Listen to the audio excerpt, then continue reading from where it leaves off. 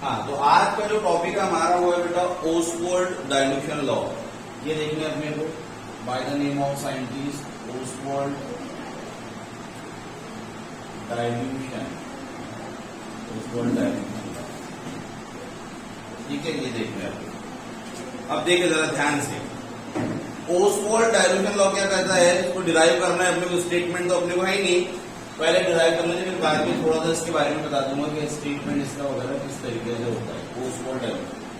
अब Oswald dilution law के लिए हम क्या करेंगे, तो हम बोलेंगे कंसीडर करना है अपने को। यहाँ पर क्या कंसीडर करना है, तो consider 1 mole of weak electrolyte. Again consider a weak electrolyte. कितना लिया, तो 1 मोल लिया मैंने। ठीक है भाई, तो consider 1 mole of weak electrolyte dissolve in a VDN cube of solution. उसको डिसॉल्व किया मैंने, dissolve in VDN cube of solution. ठीक है, तो वीक इलेक्ट्रोलाइट कंसीडर किया, उठा करके लो। और पहली बात तो ये टाइम कितना हो रहा है अपने का, 7:19 हो गए। क्यों इतना लेट आ रहा है प्रतीक? घर पे काम तो सोए लोग। ठीक है, देखो, तो consider 1 mole of weak electrolyte dissolve in VDN cube of solution. ठीक है, और जो वीक इलेक्ट्रोलाइट है, कंसीडर अ वीक इलेक्ट्रोलाइट, वो इलेक्ट्रोलाइट मैंने कंसीडर किया यहाँ पर BA as a weak electrolyte. ठीक है, ये जनरलाइज इक्वेशन है, ध्यान से समझना है। और अभी के भी मैं जब समझाऊंगा तो आपको एसिड और बेस के लिए करके बताना पड़ेगा। ठीक है, क्योंकि ये हमारे बुक में एसिड और बेस के लिए अलग अलग दी हुई है।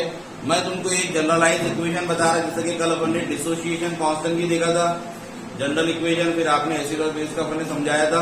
वैसा ये भी एक जनरल इक्वेशन बताएंगे जो दोनों पर अप्लीकेबल होंगी। तो बड़े ध्यान से समझो, डेरिवेशन है और उसको अपने को करना भी अभी। तो अपन ने क्या किया, 1 मोल वीक इलेक्ट्रोलाइट लिया जो कि BA था बेटा, और वो वीक इलेक्ट्रोलाइट को डिसॉल्व किया, डुबाया किसमें, VDN क्यूब ऑफ सॉल्यूशन की फॉर द वॉल्यूम।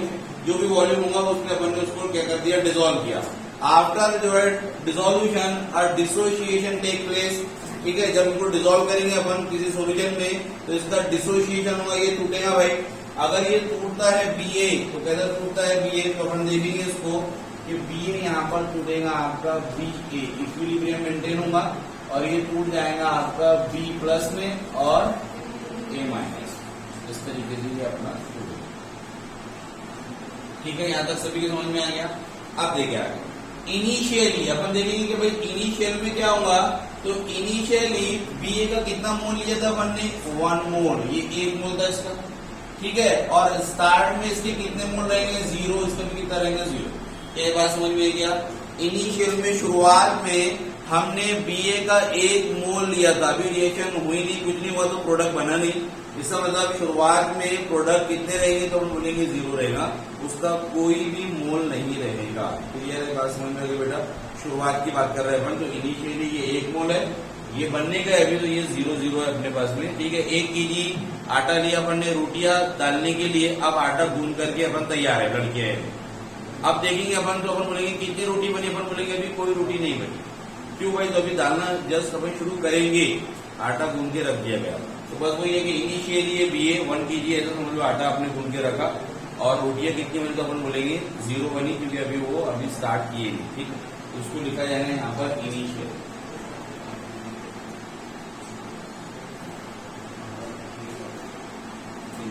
ठीक है, अब देखें, तो out of 1 mole of BA, alpha mole of B positive and alpha mole of A negative is dissociate, या फॉर्म होगा। 1 मोल जो BA था, वो 1 मोल BA से मैं बोल रहा हूं कि यहाँ पर B पॉजिटिव का अल्फा मोल बना। कितना बना, alpha mole. Alpha is the degree of dissociation, fraction में टूटा है।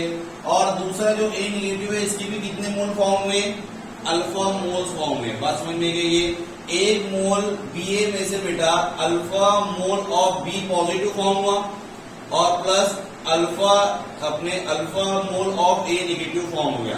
तो BA कितना बच जाएगा, बोलो BA कितना बच जाएगा हमारे पास में, तो BA बच जाएगा मेरे पास में 1 माइनस अल्फा।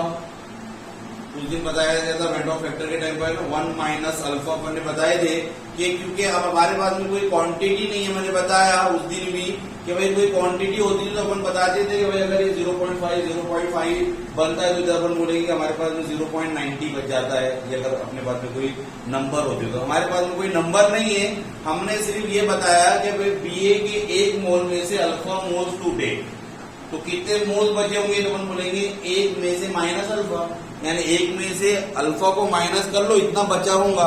आई बात समझ में? 1 में से अगर अपन ने अल्फा को माइनस कर दिया तो इतना बचा होगा ना। क्यों भाई? क्योंकि हमारे पास में जो बना है वो अल्फा है, और अल्फा की क्योंकि हमको नंबर पता नहीं है, इसकी क्वांटिटी पता नहीं कि अल्फा कितना है, इसलिए हमको बचे हुए को 1 माइनस अल्फा से रिप्रेजेंट करना पड़ रहा है। क्या बात सबके समझ में आ गई है? क्या भाई सभी की बात समझ में आई? अगर हमारे पास में कोई नंबर होता कि भाई यहाँ 100 मोल्स होते, यहाँ पर हमारे पास में 25 यानी 50 मोल बन रही, तो अपन कितने बोले, कितने बचे, तो अपन बोलते सीधे सीधे कितने बच गए, 50 बच गए, ऐसे बोलते थे ना अपन।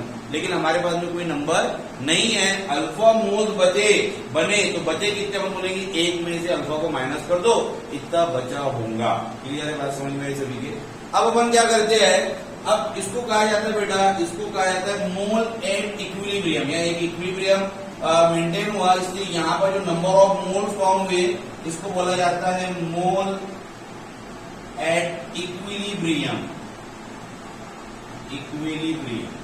तो इक्विलिब्रियम स्टैब्लिश होने के बाद में कितने मोल्स बने या बचे उसको बने रिप्रेजेंट किया। ठीक है, अब अगली चीज अपन क्या करते हैं, तो अगली चीज हम जो है बेटा, ये जो नंबर ऑफ मोल्स है, इस नंबर ऑफ मोल्स को वॉल्यूम से डिवाइड करते हैं। अगर मैं नंबर ऑफ मोल्स को वॉल्यूम से डिवाइड कर दूं तो वो कौन सी टर्म बन जाएंगी, तो वो टर्म्स का नाम होता है कॉन्सेंट्रेशन। क्या होता है? कॉन्सेंट्रेशन। यानी अगर मैं कॉन्सेंट्रेशन C को रिप्रेजेंट करूं बेटा, तो ये होता है number of moles upon volume. ठीक है, जैसा कि अपन ने मोलारिटी, नॉर्मेलिटी, ये जिन टर्म्स पढ़ाए थे सब सोल्यूशन क्वालिटेटिव प्रॉपर्टी में, तो उसमें बताया था हमने कि भाई मोलारिटी क्या होती है, तो हमने कहा था कि number of moles of solute dissolve in 1 dm³ of solution. ये तो कहा था ना कि भाई सॉल्यूट के मोल्स हम अगर 1 लीटर सॉल्यूशन में डिसॉल्व करते हैं तो वो हो जाएगा उसकी मोलारिटी। और मोलारिटी, नॉर्मेलिटी, मोल फ्रैक्शन, ये सब क्या थे, तो मैंने बताया था कि ये कॉन्सेंट्रेशन टर्म्स है, यानी कॉन्सेंट्रेशन को एक्सप्रेस करने वाले टर्म्स है कि कॉन्सेंट्रेशन को इनकी भाषा में अपन रिप्रेजेंट करते हैं मोलारिटी, यानी is nothing but the concentration. Molarity ये भी क्या है, तो कॉन्सेंट्रेशन ही है। मोल फ्रैक्शन क्या है, ये भी कॉन्सेंट्रेशन है, percentage by mass, percentage by weight. वो जितने मैंने 2 ग्रुप लिखा के दिया था, वो लिखा के भी दिया था कि way to express the concentration, यानी ये कॉन्सेंट्रेशन को एक्सप्रेस करने वाले टर्मिनोलॉजी थी। ठीक है, तो जब भी कभी C यानी कॉन्सेंट्रेशन की बात आएगी तो हम बोलेंगे कि कॉन्सेंट्रेशन क्या होता है, तो number of moles divided by volume. भाई कॉन्सेंट्रेशन और वॉल्यूम के बीच में रिलेशन क्या होगा, तो मैं बोलूंगा 1 यानी इनवर्सली प्रोपोर्शनल हो जाएगा। कॉन्सेंट्रेशन और वॉल्यूम इनवर्सली प्रोपोर्शनल होता है, ये बात समझ में सभी को। कॉन्सेंट्रेशन और वॉल्यूम इनवर्सली प्रोपोर्शनल होता है। मेरे पास में जैसा कि शादियों की अपन एग्जांपल लेते, शादी में भी अपन मट्ठा वगैरह बनाते, क्या बनाते हैं, मट्ठा। देखिए स्टार्ट में जब खाना शुरू हुआ तो जो बनाया था अपन वही बांटते। अब देखा था कि यार पब्लिक बढ़ रही है और अपने पास में क्या है, क्वांटिटी कम है, क्या करेंगे, अरे बोलो ना, क्या करते हैं, पानी डालते हैं। पानी डाल रहे हैं, वॉल्यूम बढ़ा रहे हैं। वॉल्यूम बढ़ाएंगे तो कॉन्सेंट्रेशन पे क्या इफेक्ट पड़ेगा, क्या भाई वो मट्ठा पहले जैसा लगेगा अपने को पीने में, मजा आएगा उसमें, नहीं। यानी जो पहले का मट्ठा जिन लोगों ने पहले पिए थे वो लोग अगर बाद में पी के बोलेंगे तो नहीं यार अब वो बाद में अब ये पांचट लग रहा है, क्या लग रहा है, पांचट। इसका मतलब ये हुआ कि वॉल्यूम बढ़ाने पे कॉन्सेंट्रेशन घट जाता है। शरबत बनाए थे, शरबत भी कम पड़ने लगा तो हम बोले थोड़ा सा पानी ऐड कर दो, तो अब वो शरबत जो पहले अच्छा खासा लग रहा था पीने में, अब वो वैसा नहीं लगेगा, पांचट लगेगा। इसका मतलब ये हुआ कि वॉल्यूम बढ़ाने से कॉन्सेंट्रेशन क्या हो जा रहा, घट जा रहा। शुगर का या नमक का जो भी कॉन्सेंट्रेशन रहेगा वो घट जाएंगे। एक बात समझ में आ गई क्या, तो C जो रहेगा हमारे पास में कॉन्सेंट्रेशन 1/V हो जाता है, या number of moles upon V हो जाता है बेटे। इस तरीके से बताया मैंने। अब मैं करने वाला क्या हूँ यहाँ पर, तो मैं यहाँ पर बताऊंगा कॉन्सेंट्रेशन एट इक्विलिब्रियम। क्या भाई अगर कॉन्सेंट्रेशन की बात करें कहां पर, तो एट इक्विलिब्रियम में कॉन्सेंट्रेशन क्या होगा, तो हम क्या करेंगे, ये सभी नंबर ऑफ मोल्स को v से क्या कर देंगे, डिवाइड कर देंगे, तो ये हो जाएगा मेरे पास में 1 माइनस अल्फा अपॉन v। ठीक है, उसके बाद में यहां पर क्या हो जाएगा, तो अल्फा अपॉन v, और यहां पर भी क्या हो जाएगा, तो अल्फा अपॉन v। सभी के समझ में आ गया क्या किए, अल्फा का नंबर ऑफ मोल्स बताए थे अपने कि कितने मोल्स में टूटा, 1 मोल लिया था, 1 मोल में तो अपन ने बोला कि अल्फा मोल्स में Ba प्लस टूटा और A माइनस भी अल्फा मोल्स में टूटा, तो ये अल्फा अपन ने मोल्स बताया, बचा कितना, तो अपन ने बोला 1 माइनस अल्फा मोल्स बच गया, मोल्स एट इक्विलिब्रियम, तो ये मोल्स है हमारे पास सबके सब। हमने क्या किया मेरा फिर कॉन्सेंट्रेशन देखने के लिए जो मोल्स थे वो मोल्स को V से डिवाइड कर दिया, तो अगर अपन मोल्स को V से डिवाइड कर दे तो वहां पर टर्म साइन उसको बोला जाएगा कॉन्सेंट्रेशन, इसलिए किसकी हेडिंग बनी, कॉन्सेंट्रेशन एट इक्विलिब्रियम। क्या बात सबके समझ में आ गई बेटे, वाली सबके स्टेप समझ में आ गई। चलिए अब क्या करते हैं अपन, by applying the law of mass action, यानी according to law of mass, यहाँ पर अपन जो है वो अपना उस दिन का लॉ ऑफ मास एक्शन लेते हैं। लॉ ऑफ मास एक्शन क्या था जी, बोलो, सिंपल सा law, law of mass action, product concentration of product divided by concentration of reactant, यहाँ अप्लाई करना अपने को रिएक्शन पे, तो कॉन्सेंट्रेशन यानी यहाँ पर लिया जाएगा के, डिसोसिएशन कांस्टेंट जो कल अपन ने देखा ये टूटा, के इज इक्वल टू क्या हो जाएगा जी, बोलो भाई, concentration of B positive multiply by concentration of A negative divided by, बोलो, कॉन्सेंट्रेशन ऑफ, क्या बात समझ में आ गई भाई। हमने क्या किया, जो अबव इक्वेशन है तो अपन लिखेंगे यहाँ पर कि in the above equation applying law of mass action, ये जो ऊपर गिवन इक्वेशन है उस पर लॉ ऑफ मास एक्शन अपन ने अप्लाई किया, तो ये लिख दिया। अब क्या करेंगे, अगली स्टेप में जो वैल्यू हमारी b प्लस की a माइनस की b की वैल्यू है वो यहाँ पर पुटअप करेंगे, तो क्या आएगी भाई, तो अपन बोलेंगे b प्लस है alpha upon v, a minus भी अल्फा अपॉन v है, और ba क्या है, तो 1 माइनस अल्फा अपॉन v। क्या बात समझ में आ गई सभी, तो इन सभी की वैल्यू मैं यहाँ पुटअप करता हूँ, और वैल्यू पुटअप करने के बाद में देखिए अपन क्या मिलता है, तो यहाँ पर अपन वैल्यू पुटअप करेंगे, तो ये हो जाएगा हमारे पास में k इज इक्वल टू, यहाँ पर हो जाएगा अल्फा अपॉन v, और यहाँ हो जाएंगे into alpha upon v divided by 1 minus alpha into upon v। ठीक है, ये हो गया हमारे पास, क्या है समझ में आएगा सभी को भाई, ये इसकी वैल्यू होगा बेटा अल्फा अपॉन v, ये अल्फा अपॉन v इसकी वैल्यू रखा, डिवाइड में 1 माइनस अल्फा, ये वाला हमारे पास 1 माइनस अल्फा अपॉन v, ये कर दिया हमारे पास। अब क्या करेंगे, इसको देखिए जो कट्टा काटो v से भी कैंसिल हो गया, ठीक है, क्या बच गया हमारे पास में, हमारे पास बच गया k इज इक्वल टू, यहाँ पर होगा अल्फा इंटू अल्फा, तो मैं लिख दूं यहाँ पर अल्फा स्क्वायर अपॉन, यहाँ पर हो जाएगा 1 माइनस अल्फा इंटू v। समझ में कि इक्वेशन ये वाली सभी को समझ में, फिर से एक बार देखिए, v से v कैंसिल हो गया, अल्फा इंटू अल्फा मैंने लिया इसको अल्फा स्क्वायर, तो यहाँ बचा था v, ये ऊपर आ जाएगा, यहाँ पर तो ये जाएगा 1 माइनस अल्फा इंटू v। क्या बात सभी की समझ में आ रही बेटी। अब देखिए अगली चीज क्या है, तो ये जो 1 माइनस अल्फा है, अल्फा क्या, तो अल्फा को बोलते हैं डिग्री ऑफ डिसोसिएशन, जो हमेशा काय में होता है, फ्रैक्शन में, काय में होता है फ्रैक्शन में। अगर आपने एक में से फ्रैक्शन में कोई चीज कम की है तो अपन बोलेंगे कि नहीं के बराबर वो कम हुई, ठीक है, यानी एक कोई हमारे पास में एक क्वांटिटी 1 था, हमारे पास 1 में से अपन ने पॉइंट में कोई चीज कम कर दी है, तो हम बोलेंगे यार ये बहुत कम हुई है चीज जो है, इसलिए जो 1 माइनस अल्फा होता है बेटा, 1 minus alpha is equal to 1, 1 minus alpha को 1 के बराबर ही माना जाता है, 1 माइनस अल्फा को किसके बराबर माना जाता है, 1, क्योंकि एक में से अपन जो है वो अल्फा कम कर रहे हैं, यानी फ्रैक्शन में कोई चीज कम कर रहे हैं, तो अपन बोलेंगे कि कोई ज्यादा कमी नहीं आई है, वो एक का एक, ऐसे 1 माइनस अल्फा इज कंसिडर यानी इज इक्वल टू 1। क्लियर है बात समझ में।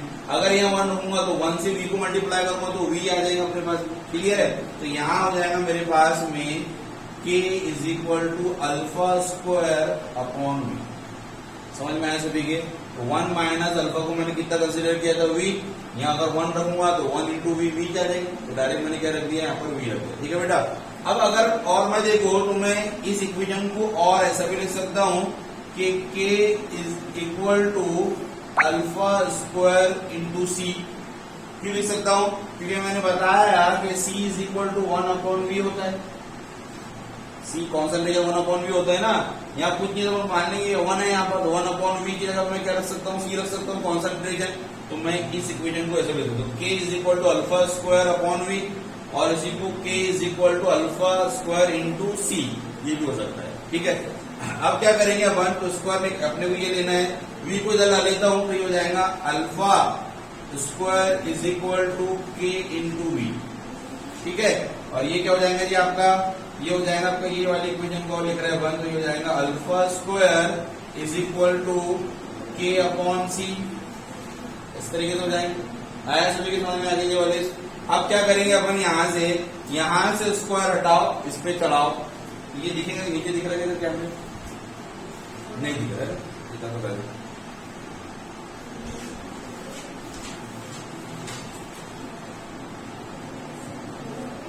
अब देखिए जरा, ये वाली इक्वेशन को मैं क्या कर रहा हूं? यहां से स्क्वायर हटा रहा हूं, इस पे चढ़ा रहा, तो ये हो जाएगा मेरे पास में alpha is equal to under root K into V। ऐसा हो जाएगा, समझ में आया सभी के? और ये वाली इक्वेशन कैसी हो जाएंगी? ये वाली तो ये हो जाएंगे आपकी alpha is equal to K upon C under root. समझ में आया सभी के? ठीक है, तो यहां तक कर अपने को ये वाले अपने बुक में। और आगे अगर अपन देंगे तो अगर ये इसके साइन रहता है इक्वलिटी का, तो वहां पर प्रोपोर्शनलिटी का साइन आता है। तो मैं एक और तुमको बदलता हूँ, हमारी बुक में यहीं तक ये है, यानी कि हमारा फाइनल फॉर्मूला है। अब अगर मैं यहाँ पर इसको अल्फा को ऐसे बनाता हूँ, ये डायरेक्ट इसका साइन हटाता हूँ, तो ये हो जाएगा डायरेक्टली प्रोपोर्शनल, जो के गायब यहाँ से, ये हो जाएगा अंडर रूट में। ठीक है, समझ में आएगा सभी के? अगर भाई अपन यहाँ पर बेटा ये इक्वलिटी का साइन हटाए तो कौन सा बैठ जाएंगे? वहां आ जाएगा प्रोपोर्शनलिटी का साइन, तो अल्फा जो है वो डायरेक्टली प्रोपोर्शनल रहेगा अंडर रूट इंटू। तो मतलब ये हुआ कि जो ओसवर्ड का डायल्यूशन का लॉ यही है कि ओसवर्ड क्या है, अपन बोलेंगे if the dilution is increase, अगर डायल्यूशन इंक्रीज होता है तो डिग्री ऑफ डिसोसिएशन भी इंक्रीज होता है।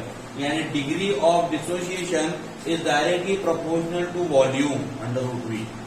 जितना ज्यादा आप वॉल्यूम बढ़ाएंगे उतना ज्यादा डिसोसिएशन होगा, डिग्री ऑफ डिसोसिएशन बढ़ेगा, यानी जो चीजें टूट रही थी वो बढ़ती है। ठीक है, और इनवर्सली प्रोपोर्शनल टू C हो जाएगा। अगर इसको भी कर दूं मैं, तो ये इक्वेशन कैसी हो जाएगी? बोलो, अल्फा इस तरह से लिखता हूं, ठीक है, directly proportional to under root 1 upon C, है ना? ऐसे तो हो जाएगा ना, के गायब हो जाएंगे वहां से, वहां जाएगा। तो अल्फा जो है ना, डिग्री ऑफ डिसोसिएशन वो कॉन्सेंट्रेशन के क्या है? Inversely proportional. अगर आप कॉन्सेंट्रेशन बढ़ाते हैं तो आपका डिग्री ऑफ डिसोसिएशन घटता है, ये ओसवर्ड का लॉ। और अगर आप वॉल्यूम बढ़ाते हैं तो डिग्री ऑफ डिसोसिएशन क्या होता है? बढ़ता है। तो it is the Ostwald dilution law, जो हमको दिया हुआ नहीं है, स्टेटमेंट अपने को गिवन नहीं है, अपने को डेरिवेशन है, लेकिन ओसवर्ड का डायल्यूशन लॉ क्या कहता है? तो यहां से अपन पता कर सकते हैं, देख सकते हैं। तो इसका स्टेटमेंट ये है भाई, डिग्री ऑफ डिसोसिएशन यानी alpha is directly proportional to under root V, यानी volume. If the volume is increases, degree of dissociation is also increases.